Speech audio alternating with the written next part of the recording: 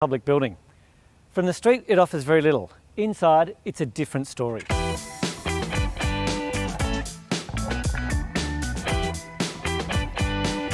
Wow, Andrew, for a stone house, big windows. Yeah, huge, aren't they? One of the things the client wanted was to get as much light in as we could, but with any north-facing window, you've got to be able to control that. So we've installed these beautiful timber shutters on the outside. And look, it's also a modern interpretation of a nice idea like a timber shutter on a house. Old but new, I understand. Exactly. The owner has an app. Yeah, exactly. He can do it all from his phone, so he can do this room, all rooms. So shut the building down when they leave remotely.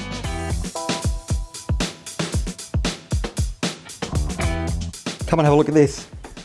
Oh, wow. It's their own little Zen garden with something else. Yeah, exactly. We've got a Right. shower out here. Being protected, you know, from the wind, you can use it pretty much all year round. So do they use it much? Yeah, they do. They use it loads. They sort of feel like it's a resort when they're here. And we've also got the lovely granite as well.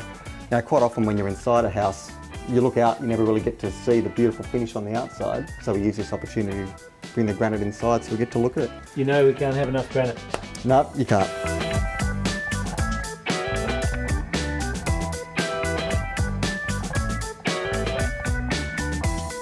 Andrew, that's remarkable. That is a 12-metre clear opening. 12 metres, no columns. Yeah, engineering feat. So a lot of hard work, but we're very happy to have that large opening. We've used the large dining table inside as the outdoor table. We just find unless you're undercover, protected from the sun, you just don't use it. So in this way, get the best of both worlds.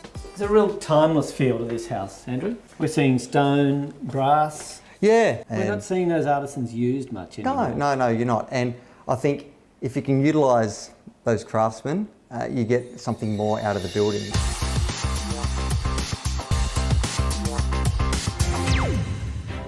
Number 9 was recognised by Brett McKay from McKay Timber as a unique piece of Phillip Island architecture.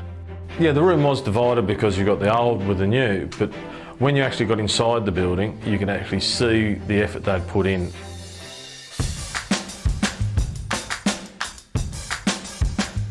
Andrew, what was the state of the building when you first came here? Well, I guess as much as you see now, that was the same shape. This is actually a giant kiln. It's a bit like a child's drawing of a house, but Yeah. it's originally a smoking kiln. Exactly, yeah. So the smoke would come out of the top of the building there, and this now is their master bedroom, and the chimney is a skylight for that room.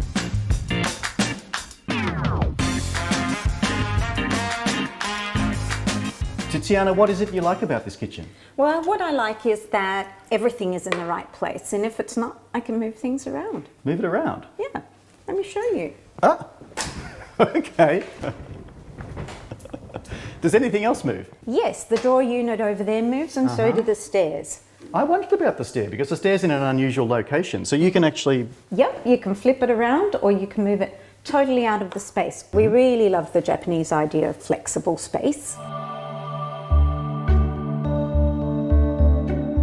So Charles, I love the three-dimensional volume of this space.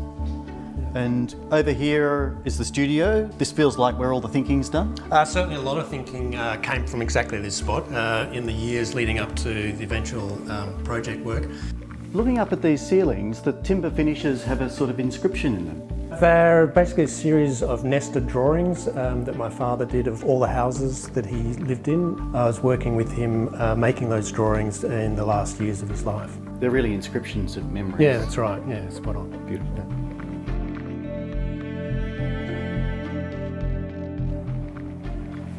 What's special about this home is the collaboration between the architect and the client.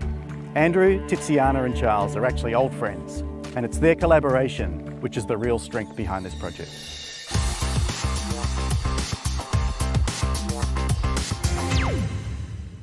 We've gathered the cream of Victoria's property, building and design industry to count down the state's top 10 architectural statements for the year. Heading up the judging is Matthew Lloyd from Lysart and Ken Slattery from Cement, Concrete and Aggregates Australia. The value really comes from the different perspectives that are brought to bear. It's not all about architectural discipline, it's also about how projects actually work and how they look and how it makes people feel. The process so far is really interesting. We've got some great projects that have been submitted, some interesting people from different parts of our industry around the table, some exceptional knowledge. Number 8 was a favourite of Phil Gardner from structural engineering firm Irwin Consult. This was a great response to a challenging site. Getting a design that works on a 4 to 5 metre wide site that still provides circulation over 2 levels and provides adequate living spaces for a family. It's been done well. It's a great colour palette, quite simple. It's quite a simple design. It sits in a row of old cottages, and the others are quite traditional working cottages, and this one stands out as something different and modern. When the humble workers' cottage first came on the scene, hot water was boiled in front of the fireplace. A lot's changed since then. So can small homes still work for our bigger lifestyles? Michael, I'm glad you were there. I could have easily walked past this. What a great fit and a new build. Yes, so you can see we've tried to emulate with the stepped parapet, the sideline door, the centre window, the awning. Pow! Straight inside the front door, and we've got this generous light-filled courtyard. I can see the sky from inside the house. You don't expect this, do you? A worker's cottage, you usually think long, dark, narrow, but right in off the street, and we've got this courtyard. Have you been able to bring that height inside? It looks like you have. Absolutely. I mean, that's exactly what we were driving for. Bring that courtyard space right into the interior space as well. Nice high ceilings. And that really works because the owner loves to throw big parties. It opens, and the house in so many ways is behaving like a big house. That's right.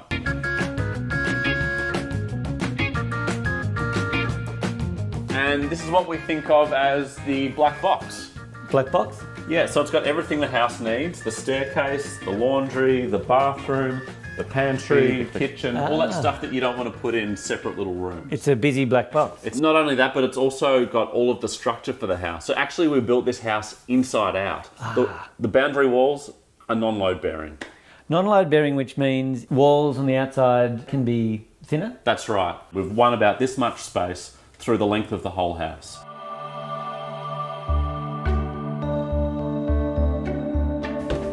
So we may be in the black box, but we're flooded with natural daylight with a giant skylight. And you've introduced a new material. Yeah, we thought moving up into the bedrooms that we needed a warmer material palette, so we've got this recycled spotted gum. Black box Mark II. Got the bathroom with another skylight, and then moving on through to the bedrooms, we wanted to keep everything really open plan, but of course sometimes you need that privacy, so this door pops out of the black box and closes it seamlessly. Fantastic. No door frame, no door to get in the way. Again, you've stolen space. That's it.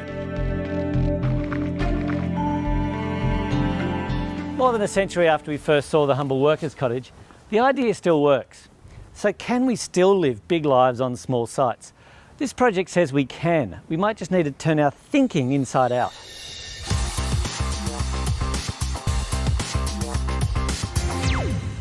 Number 7 was recognised as innovative thinking by Joe Royston from real estate agency RT Edgar.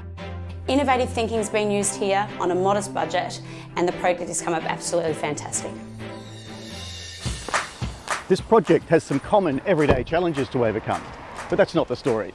The interesting thing about this home is the creative and fun way in which those challenges have been met.